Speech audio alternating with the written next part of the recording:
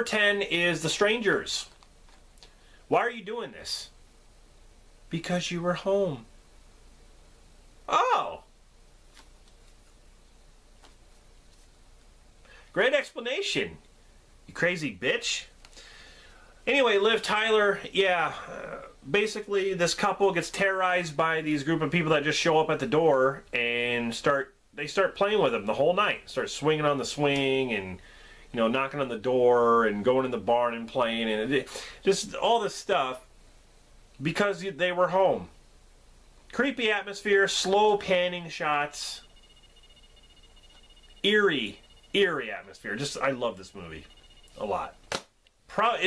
It's definitely in my top 5 home invasion films because I can think of some other ones that I did like, but that's definitely at the top for sure.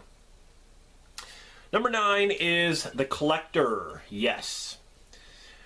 A movie that is kind of the opposite of home invasion. It's almost like you can't, instead of getting in the house, you can't get out of the house. Because in this movie, he sets up traps in the house where you can't leave the house.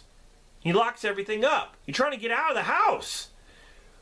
And it's like Saw in a way, like these traps, and like he's very smart. He knows how to fight, and you see a lot of that in The Collection. But he wears this mask, like this Mexican wrestling mask. It almost like he ties it in the back, but the front of it looks like he's wearing a goddamn trash bag with holes in it. I really don't know. It's a weird looking outfit to me. But it is from the twisted minds of Saw 4 and 5 and 6. That's not really saying much. This movie's a lot better than all 3 of those films, okay? Anyway, yeah, The Collector. He collects people, he puts them in these boxes. Only certain people, though. Number 8 is Vacancy with Luke Wilson, Kate Beckinsale. I've talked about this a lot. Love this movie. Very intense. This couple goes to this motel that's nearby. It's actually out in the middle of nowhere because their car breaks down. The hotel's abandoned. They go in this room. They find these tapes. They start watching them. There's snuff films. There's cameras in the room. These 2 killers start messing with them and trying to kill them. They have to escape. Very, very awesome movie.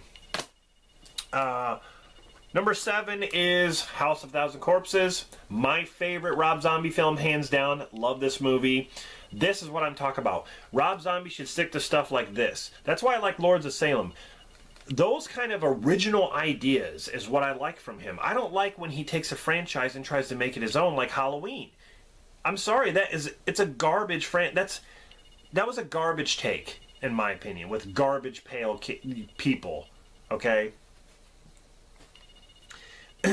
This was a great idea about a house, you know, this legend of this killer, and this house, it kind of reminds me of Texas Chainsaw Massacre with this family, this weird family celebrating Halloween, and these kids get involved, and they have to try to escape and stuff. The characters is what makes it. The Firefly family, very, very awesome. Coming in at number 6, The Mist. God, this movie's awesome. Thomas Jane is the man. Thomas Jane is awesome. Frank Darabont, of course, you know, with The Walking Dead, there's some Walking Dead members that are in this movie. But, yeah, basically about this mist that engulfs the town, and there's these creatures in the mist. And this has one of the most controversial endings I've ever seen. I cannot believe the ending. Every time I see this, I'm just like, why didn't you just wait 10 seconds?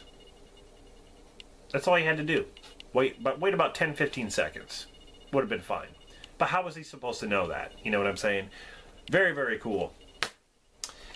Number 5. Now we're into my top 5. 30 Days of Night. My favorite vampire movie of all time. Okay? This movie's so damn good. You got Ben Foster, Danny Huston, Melissa George, and Josh Hartnett. These vampires show up in this town in Alaska, and they start killing people, and they have to try to survive these vampires because, you know, there's 30 days of night there. So, very, very cool. Very, very intense situations. And the vampires look awesome, too. Coming in at number 4 is Orphan. I just watched this movie recently with my cousin. This movie still holds up. What's her name? Isabel Furman did a fantastic job as Esther. The way they made her look at the end, she acts like a different person. I mean, this whole movie reminds me of The Good Son mixed with Problem Child, but they make it rated R. That's exactly what this movie is. But she's so sinister and evil. Just what she makes the little kids do in this movie and what she does, it's great. Love it. Number 3, The Hills Have Eyes remake. What more can I say about this film? You got Ted Levine in here as Bob. What are we going to do, Bob? We walk. What? And push the lotion on and does as told. You got Buffalo Bill himself in this movie, okay? The gore effects are great. I love the way the, deformed, hillbilly, mutated guys look. And the situation. Also, what's her name? Kathleen Quinlan, right? I think that's her name. Yeah, Kathleen Quinlan's in this. And I loved her in Breakdown. But very, very bloody movie. I loved it a lot. I think I even like it better than the original. Number 2, The Descent. No question, this is one of my favorites. Very claustrophobic. I love the group of women in this movie, the characters, how they kind of have chemistry, and then they fight against each other, but then they work together. Then there's a bad seed within, the girls. But it's directed by Neil Marshall. He did a fantastic job. Shauna McDonald, I do like. I wasn't familiar with her until this movie. But she was in Part 2, which was a big mistake. That movie's garbage, okay? That movie sucked. She's in that movie called The Chamber, which I've never seen. But this is the original, the unrated cut.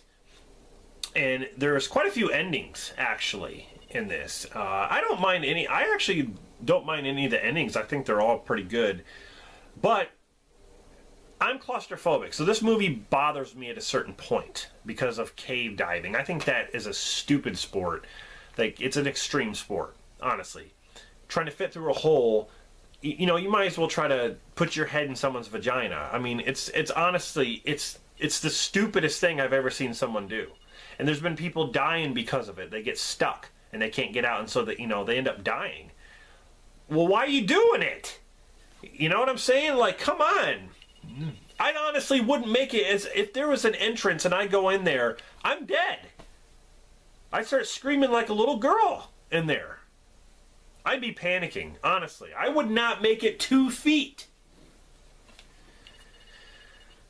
That's why these women have balls, bigger balls than me. And they meet up with these creatures that are down there, because you never know what are in these caves. Very, very cool idea, man. Coming up to my number 1 favorite, 2000's horror. From 2000-2009, no question, hands down, the Texas Chainsaw Massacre remake. I freaking love this movie. This is how you do a horror remake, people. This is how you do it, okay? You make it your own while throwing in some nods. Is exactly what they did in this movie. They made it their own, but they threw in nods to the original, okay? They added the sheriff, R. Lee Ermey. They added his character, which had nothing to do with the original. That's one thing they made it their own with. The whole situation is the whole situation that they found themselves in when they were driving and come across, the actual place. Kind of reminiscent of the original. But they made it their own. Leatherface looks freaking crazy in this. I mean, he looks creepy. One of the best looking Leatherfaces, in my opinion. Hands down. So, that is my number 1 pick. The Texas Chainsaw Massacre. Hope you guys enjoyed my list. I have so many movies I could have added on there. God, like, Dead Silence and Silent Hill and Valentine and so many other movies. But that's my list.